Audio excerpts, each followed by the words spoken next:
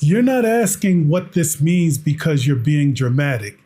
You're asking because something changed and your gut caught it before your brain could explain it. He said he'd call. He didn't. He had been showing up one way and today he didn't. It felt fine before, now something feels off. And you're sitting there trying to turn a moment into a full explanation. Is he losing interest? Did I do something? Should I pull back?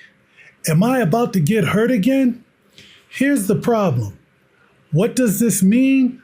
Pulls you into guessing, and guessing keeps you stuck. So I'm going to give you a 3-step tool called the repeated behavior check. It's going to stop you from reacting too fast and stop you from staying too long. Most women get stuck because they want a verdict after one moment. Is this a red flag? Should I leave? Should I stay? Am I overthinking? That's too much weight for one moment to carry. One moment might matter, but one moment is usually not enough unless it already crosses a deal breaker, like cheating, disrespect, abuse, something that already violates what you said you would never accept. If that's the case, you don't need a pattern. You already have your answer. But if it's not that, then the only question that matters is this a one-time thing or is this something that's starting to repeat? That's what this tool tells you. Step 1, name the behavior. Not what you think he meant. Not what your friend thinks it means. Not what some dating coach online said men do when they start to act like this. What did he do? Describe it clearly. He said he'd call. He didn't. He made plans and then canceled. He avoided a direct question. He put his phone away suddenly when you walked in the door. That's it. One sentence. The behavior only. The second you say he's seeing someone else, you've already moved past the evidence. Maybe that's true later, but do you have enough to say that right now? Bring it back to what did he do? Step 2, mark and date it. Don't obsess over it. Don't build a case around it. Just name it and date it. That's it. Tuesday, September 10th. He said he'd call after work. No call, no text. That's a record, not a story. A story sounds like he's doing this on purpose. He's just like the last one.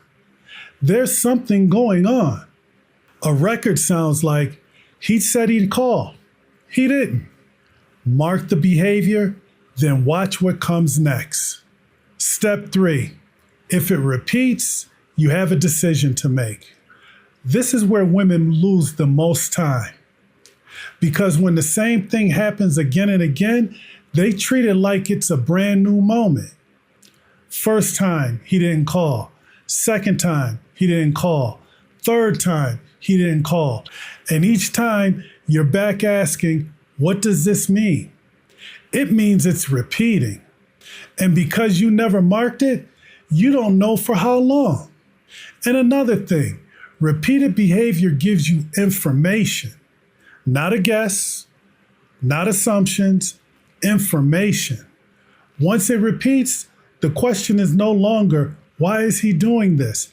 It becomes, am I willing to keep accepting this? That's a decision question, and it keeps the power with you. This comes from my notes.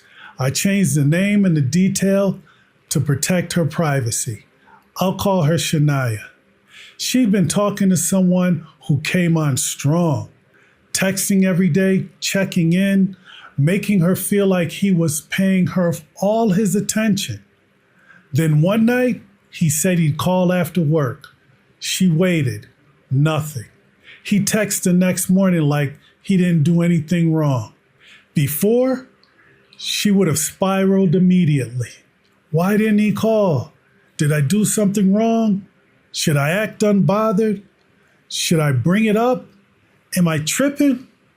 Instead, she used what I taught her, the repeated behavior check. Step 1, name the behavior. He said he'd call.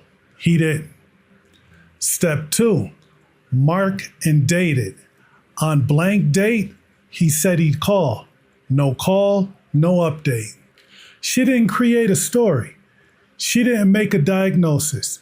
She watched to see if the behavior would repeat. A few days later, he did the exact same thing. He said he'd call. He didn't. Now it wasn't a random moment anymore. It's a pattern. Step 3, make a decision. Not how do I get him to understand me, but do I want to keep giving access to someone who doesn't follow through? This is a completely different question, and it put her back in control. There are 2 traps this protects you from. Number 1, reacting too fast. One evening he's quiet becomes proof he's pulling away. One short text means everything changed. You're making decisions based from fear, not evidence. Trap number 2, staying too long. He repeats the behavior, but you keep explaining it. He's busy. Work is stressful. Nobody's perfect. At some point, patient becomes self-abandonment. You're not being understanding anymore. You're ignoring the evidence that's right in front of you. The repeated behavior check keeps you out of both situations. The line to remember: step 1, name the behavior. Step 2, mark and date it. And step 3, you have a decision to make if it repeats. You're not trying to catch him. You're not trying to build a case.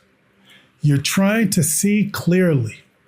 Because you can't make a good decision based on confusion, and you shouldn't have to. So the next time something feels off and your brain starts asking, what does this mean? Stop.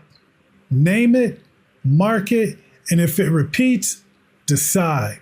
That's how you stop spiraling over and over again from one moment. That's how you stop explaining away a pattern, and that's how you stop handing your piece over to confusion. If you're already past the point of trying to figure him out and you just want clarity on your actual situation, I made a video for that exact moment. It's right here.